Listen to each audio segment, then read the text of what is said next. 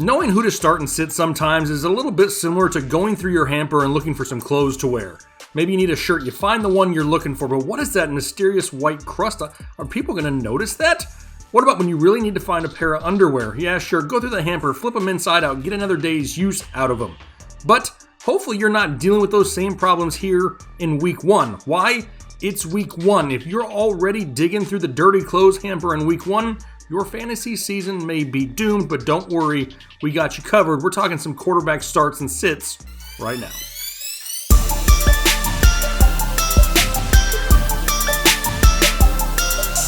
What is going on, Headliner Nation? Jake, Fantasy Headliners. Hopefully everybody's doing well out there. Today we're talking about quarterbacks. Who should we start? Who should we sit? Week 1 fantasy football. And it's a super deep position, right? A lot of great options at the quarterback position, but we're going to go through every matchup and talk about every starting quarterback here in this video, so make sure you stay tuned. Yes, in case you're wondering, there are timestamps down below if that's what you're looking for, but we're not going to waste any more time. We're getting right into the first matchup, and it's going to be Thursday Night Football, the Houston Texans taking on the Kansas City Chiefs. And this game could be full of offense, right? These teams just met last year in the 2019 playoffs divisional round, and they put up huge numbers when it comes to total offense. The leading rusher in that game was Patrick Mahomes. If that tells you anything, they're looking to throw the ball. And why would they change? Look at the speed on the field this year on both sides, right? For Houston, you have a healthy Will Fuller, a newly acquired Brandon Cooks. We know what's on Kansas City's side with Tyreek Hill and Mecole Hardman.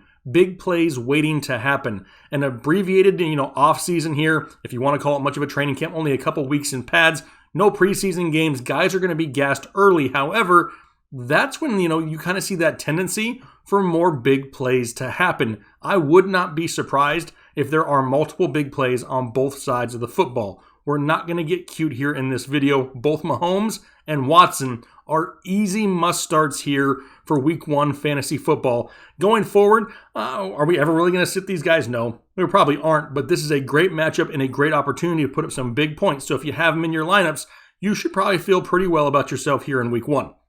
On a Sunday now, Philadelphia Eagles, Washington football team, and to be completely honest, not overly high on either one of these guys this year. Now, obviously, you're sitting there saying, Jake, yeah, I know, I'm not starting Dwayne Haskins, which I totally get. However, I do think Dwayne Haskins surprises a lot of people here in 2020 as a whole. But for Carson Wentz, not overly excited to start him either. You have an elite front seven for the Washington football team. And you got the likes of Ryan Kerrigan, the newly drafted Chase Young, Montez Sweat.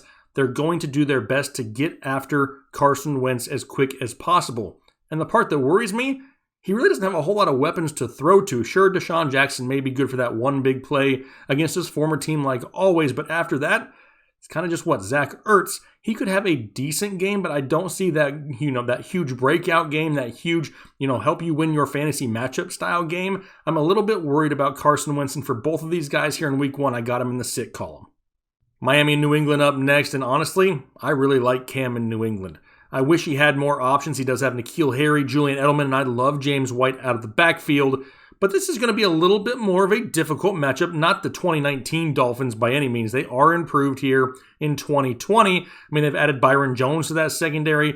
Kyle Van Noy, a former Patriot, to, rush the passer there. They are better in Miami, and I kind of like that because it's going to force Cam and the Patriots to have to do more on offense. They can't just turn around and hand the ball off to Sony Michel for him to fall 3 yards forward. They're going to have to continue to throw the ball, and for that reason, I'm actually going to start Cam Newton. I like Cam Newton. I think he outperforms his ADP here in 2020. For Ryan Fitzmagic, love the dude, right? He is super fun to watch. He's going to go out there. He's going to try to be a gunslinger. And the biggest issue with that is he just has a tendency for turnovers at time. And aside from that, though, the garbage points may be a little bit less here this year than last year because they may not be trailing by as much as often. But Ryan Fitzpatrick is more of a streaming option at this point, not somebody who you're really starting or considering to start here in week 1. Packers and Vikings now, and this one may be a shock to some people. I'm not really a huge fan of Aaron Rodgers or Kirk Cousins here this week. I think we see a heavy dose of the running game on both sides of the football. Sure, Aaron Rodgers is going to be out there looking for Devontae Adams, but after that, what do they really have?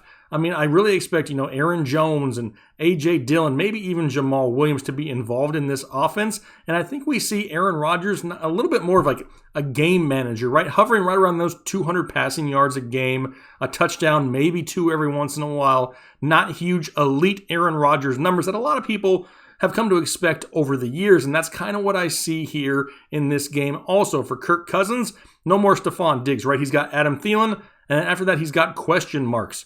Who's going to be that number 2 guy? Is it going to be Justin Jefferson? Is it Olabisi Johnson? Is it Kyle Rudolph or Irv Smith? Is Dalvin Cook the second best receiving option? There's, question marks in this offense, but does he have enough to go out there and get you 300 yards passing, 275 yards passing, and 2 or 3 touchdowns a week? I don't know if I can say that right now with Kirk Cousins in this style of offense. It's going to be very run-centric early on in football games. Going to be kind of, dependent on the game flow. But this week, as far as I'm concerned, Rodgers and Cousins, I'm not overly high on either one of them. Colts and Jags now, and I love me some Gardner Minshew. Dude is like my spirit animal. I love Gardner Minshew, and I will start Gardner Minshew. What's crazy is I really expect the Colts to run away with this game, but you can see I'm sitting Rivers and starting Minshew. Why is that? Well, for the reason I just said, I expect the Colts to have a lead in this ball game. A better defense there, a great offense for Indianapolis. I expect them to get a lead and just run the football, and they're not going to have to throw it a whole lot. What does that mean for Gardner Minshew? He's going to have to throw for all 4 quarters trying to play catch-up. That may be the case a lot this year, and if it is, they may be garbage points, but garbage points still win fantasy matchups as far as I'm concerned. I love me some Gardner Minshew. I'll start him here this week. Phillip Rivers, like I said, I don't think he has a bad week by any means.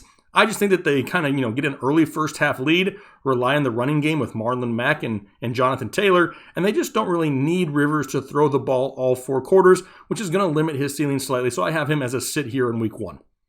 Bears and Lions up next, and maybe at some point in 2020, I'll have balls big enough to actually start Mitch Trubisky, but right now, I just don't. I don't know if anybody out there wants to start Mitch Trubisky, including the Chicago Bears, but what choice do they really have? I mean, it's him or Nick Foles, and as of right now, Trubisky is the leader in the clubhouse for who sucks less, apparently, at quarterback there in Chicago. He's got Allen Robinson. He's got Anthony Miller. He's got Tariq Cohen, may not have David Montgomery, and they're going to have to throw against Detroit, which is great because Detroit doesn't have Darius Slay anymore, and Jeff Okudah is in his first NFL game. They're going to have to throw the ball, but do we really want to trust Mitch Trubisky here in week 1?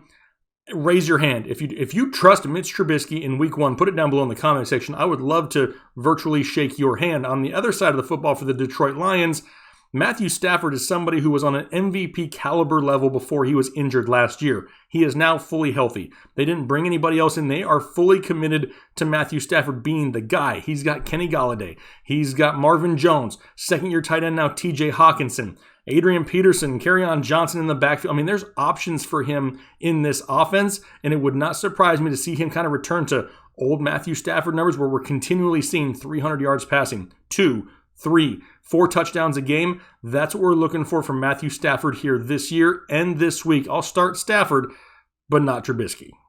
On to the Raiders and the Panthers, and if you followed us for a few months now, you know I like Derek Carr. I think he's a highly underrated quarterback, and now he actually has some weapons to throw the ball to, some young guys, right? Brian Edwards, Henry Ruggs. We know about Darren Balls to the Waller, and it's a solid matchup, right? I mean, who plays defense for the Carolina Panthers? Can you name anybody? I mean, if you don't live in Carolina or aren't a diehard Panthers fan, you probably don't, because remember, Luke Kuechly retired. I mean, there's not a whole lot of options on the defensive side of the football, and the Raiders are going to come out and try to establish an early lead so they can lean on Josh Jacobs in the running game late. Don't forget, he's got a lot more options as Derek Carr here this year than he has had in years past. I will start him against the Panthers here this week. Teddy B, yeah, he's got options, right? DJ Moore, he's got Curtis Samuel, Robbie Anderson, Christian McCaffrey in the backfield, but what type of new offense do they run here in Carolina? None of us really know what it's going to look like yet. Is Teddy B going to be, constantly checking down, looking for the underneath routes? Are they going to allow him to kind of open up the playbook a little bit and go for that deep ball down the field? Just a lot of question marks, and we really want to see what that offense is before we trust it. But hopefully you're not reliant on Teddy Bridgewater here in week 1, and I'm going to keep him right here in the sit column. Jets and Bills now, and is anybody out there want to start Sam Darnold? Anybody? Bueller? No, nobody really wants to start Sam Darnold, but it's not because it's Sam Darnold's fault. it's Adam Gase's fault. And for that reason, I just can't buy into many pieces of this offense. I do, like Jamison Crowder in PPR leagues. I think he has a safer floor, not a huge ceiling, but a safer floor. But honestly, I just don't trust the offense here in New York, especially going up against a defense like Buffalo with Tre'Davious White out there. I mean, this is a top defensive unit in Buffalo, and we're going to take an offense with a bunch of question marks and put it up against them? No, I'm going to pass on that here in week one. For Josh Allen, we really expect him to take a step forward this year, right? Can he become a little bit more accurate with that deep ball? Does he really need to become that more accurate? Can Stephon Diggs cover up some of those shortcomings with his elite, route running skills? Entirely possible. Stephon Diggs could really take the top off of this offense, and they still have John Brown and Cole Beasley. I mean, this is definitely an offense and a defense that's super solid in Buffalo. I will start Josh Allen. I kind of hope we see a little bit of a return of that rushing upside that we've seen in the past, because if that happens this year, Josh Allen could finish inside the top 5 or 6 quarterbacks. So if you have him on your roster, this is one of those weeks I'm throwing him in the starting lineup. Browns, Ravens now, and I mean, do I need to sit here and tell you to start Lamar Jackson? Because if you need help wondering if you should start Lamar Jackson or not, maybe fantasy football just isn't your thing because you spent a super early pick on Lamar Jackson. Start him every week. He's healthy regardless of the matchups. What about Baker Mayfield, though? A lot of people hate the bake show. And he was a bake sale this year, right? Because, a lot of people got him on a discount because of the poor play in 2019. Do I expect him to be better in 2020? I really do. But why? I think they ask him to do less. They really rely on the running game with Nick Chubb and Kareem Hunt. Kareem Hunt just getting an extension. I really think they rely on those two guys every single week and kind of just allow Baker to kind of just pick and choose his moments where he needs to move the ball down the field in big chunks, whether it's to Odell or Jarvis Landry. Last year, at times, he was forced to make those big plays, and it just didn't happen. The running game this year should really help open up the passing game. He may have less attempts. However, he may have more quality attempts this year, making him a decent start. I don't hate Baker Mayfield, but going up against the Baltimore Ravens in week one, I'm not risking it in a run-heavy offense now for the Cleveland Browns. Seahawks and Falcons up now, and I shouldn't have to talk you into starting Matt Ryan or Russell Wilson, both solid starting options, and will be once again here this week. I do expect Seattle to try to establish the running game early, but don't forget, with the likes of a Tyler Lockett and a DK Metcalf, Russell Wilson doesn't have to go out there and throw the ball 50 times a week to put up, solid points as a fantasy football quarterback. He just doesn't need to. He's more efficient than that, which is great because you're not heavily reliant on the game script week in and week out. For Matt Ryan, he's got Julio Jones and he's got Calvin Ridley. They brought in Hayden Hurst. They got Todd Gurley in the backfield. You're going to start Matt Ryan almost every single week this entire year, maybe except for his bye week. You're going to want to sit him during his bye week. But outside of that, they're going to throw the football. The Falcons have led the league in pass attempts multiple times. It's just what they do, right? They're going to throw the football. You have Julio Jones. You throw the football. And I don't expect anything different here in week one. We're firing up Matt Ryan. Chargers and Bengals now, and as much as I like Joe Burrow and how much I really think that he turns out to be a great NFL quarterback, he's got plenty of weapons, right, with Mixon and A.J. Green and Tyler Boyd, and I just don't know if I want to, take that chance of his first ever NFL start in an offseason like we had, right? No rookie camp, an abbreviated training camp, no preseason games. Let's, give him a few weeks to get his feet underneath him and see how he really progresses through his NFL reads. Is he able to, think quick, get the ball out quickly? These are things we need to see here the first few weeks before we think about putting him in our fantasy football lineups. For Tyrod Taylor, he's not going to hurt you. He's not going to help you, right? He's kind of going to be a game manager. Going to go out there, get you about 200 yards passing, 40, 50 yards rushing, maybe a touchdown. It's a solid floor, right? He's somebody who'd be like a great bye week fill-in, not somebody who I want to start week one. Hopefully you have a better option. I got Tyrod Taylor as a sit here this week also.